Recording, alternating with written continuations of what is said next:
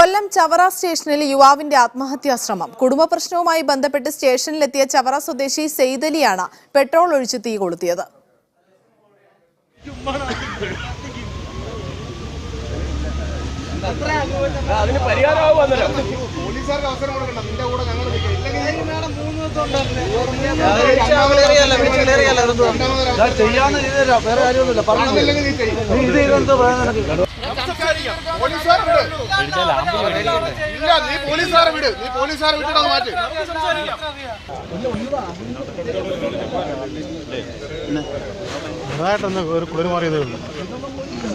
കൂടുതൽ വിവരങ്ങൾ നൽകാൻ ആസിഫ് മുഹമ്മദ് ചേരുന്നുണ്ട്. ആസിഫ്, ഇയാളുടെ ആരോഗ്യനില ഇപ്പോൾ എങ്ങനെയാണ്, എന്തൊക്കെയാണ് വിവരങ്ങൾ?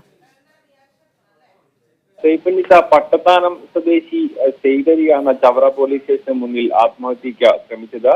പെട്രോൾ ഒഴിച്ചുകൊണ്ടായിരുന്നു ഇയാൾ ആത്മഹത്യക്ക് ശ്രമിച്ചത്.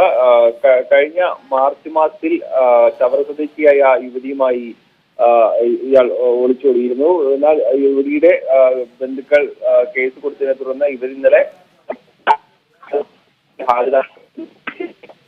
പിതാവിനൊപ്പം പോകാൻ തനിക്ക് താല്പര്യമെന്ന് അറിയിച്ചതിനെ തുടർന്നാണ് ഇത്തരത്തിൽ യുവാവ് ആത്മഹത്യ.